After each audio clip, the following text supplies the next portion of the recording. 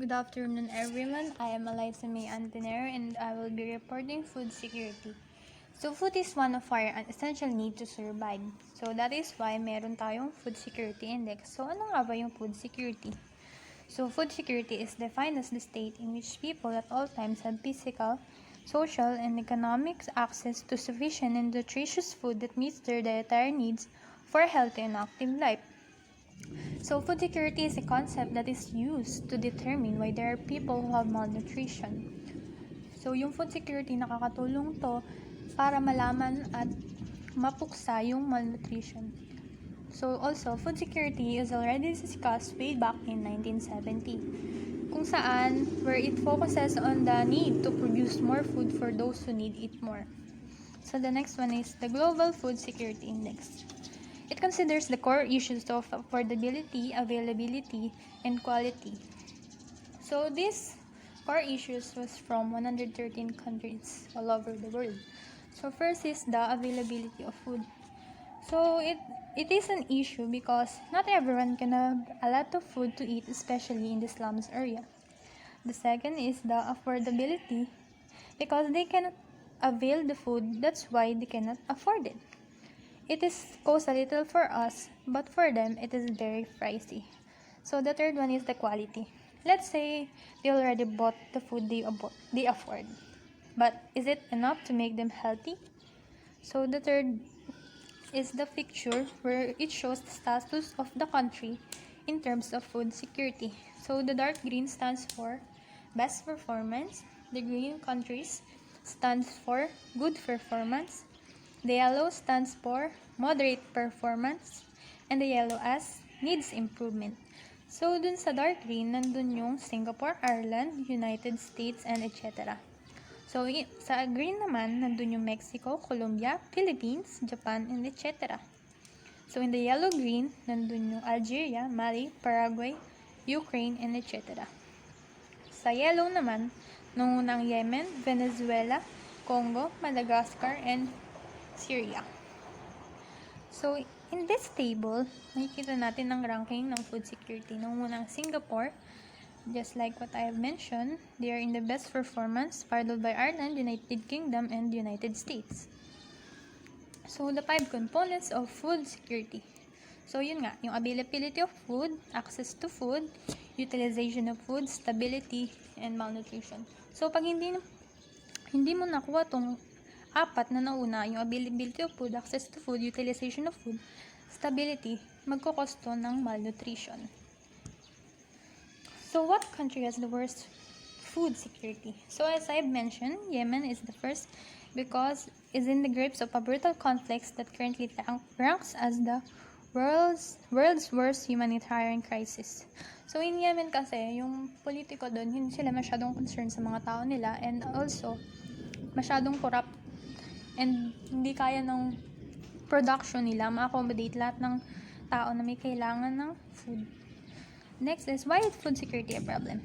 Communities may be unavailable to import food from other places because of issues like lack of foreign exchange, political unrest, or lack of transportation. And the second aspect of food security is food access. Having sufficient resources to obtain appropriate foods for a nutritious diet. So, magiging problema lamang ang food security, syempre, kapag hindi na makapag-provide yung isang country ng pagkain para sa lahat ng taong nasasakupan niya. Syempre, kapag hindi lahat nabigyan, magkakaroon ng mga taong magugutom. So, yun nga, magkukos ng malnutrition. So, yun yung nilalabanan ng food security, yung malnutrition. So, the next is, what causes food security? The underlying cause of food insecurity, drought and conflicts, are the main factors. So, drought and conflict, yun yung nagiging main factor dahil, syempre, paano ka makapagtanim ng mga pagkain kung tagtuyot?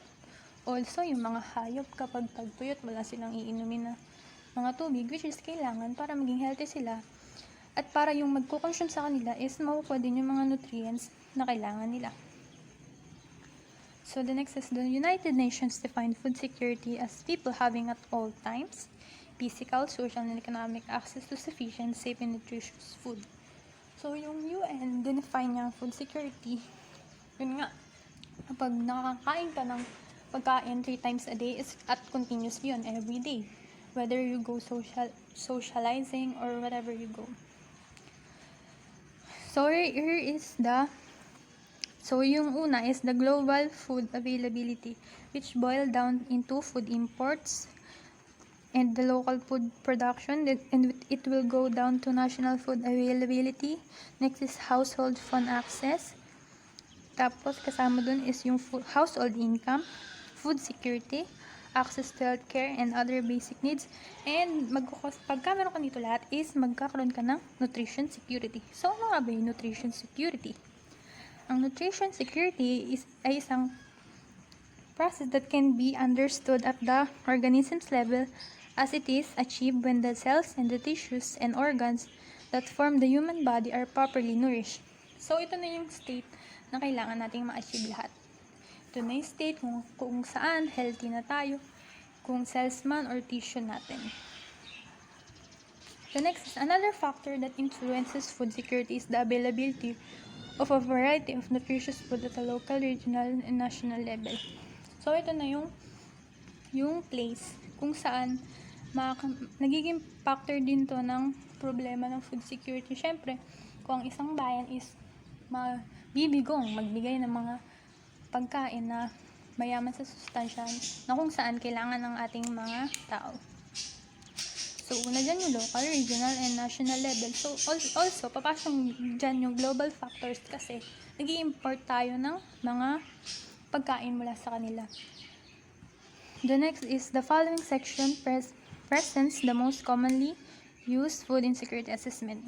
So, the first one is reviewing United Nations agencies documents, as these agencies are most involved compiling food insecurity assessments worldwide.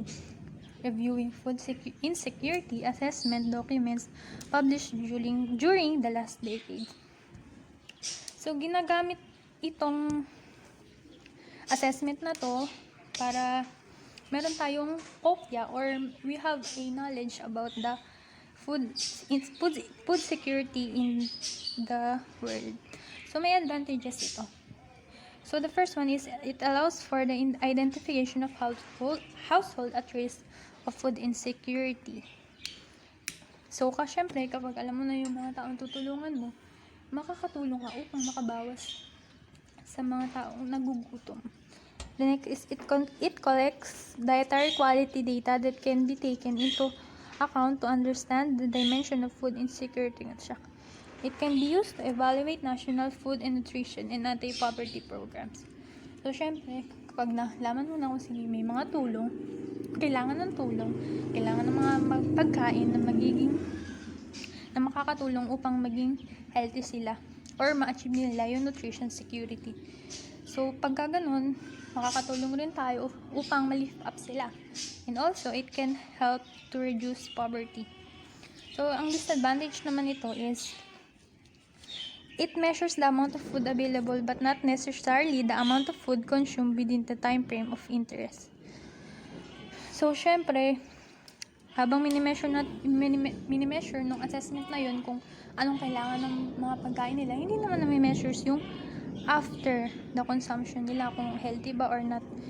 So, the next is, it is difficult to estimate the amount of food consumed outside the household, as many people can report how much they spend but have a difficult time reporting accurately the food consumed outside the household, given the frequent consumption by the majority of the world's population of many different kinds of street foods and fast foods. Accurately recalling the information is needed a daunting task. So, nami-measure lang naman ng assessment na to is yung pagkain na take nila before sila ma-assess. Hindi yung ginagawa nila outside the household. Hindi natin nalaman kung bumibili ba sila ng mga healthy na pagkain o hindi. So, the next is periodicity in food acquisition can bias the results. For example, it is possible that household member consumes foods that were purchased before the preference period. So, yun. Halimbawa, nakabili yung tao ng expired na palang pagkain. Ayun, syempre may possibility na magkasakit sila. And the next, in this instance, these foods will be included in the estimate when in reality, they should have not. Different countries use different methods for data collection and estimation of key parameters, making it difficult, if not possible, to compare estimates across countries at region. So, iba-iba kasi yung ginagamit na assessment ng bawat bansa upang malaman kung meron silang magandang performance in food security. Kaya that's why the UN cannot assess if there is a change in the ways of government. So, the method is expensive. It requires major input from interdisciplinary teams, making it difficult to apply nationally on annual basis. So itong assessment na to is masyado siyang mahal na hindi lahat makaka-afford, kaya hindi ma-apply sa bawat countries. Yun lamang.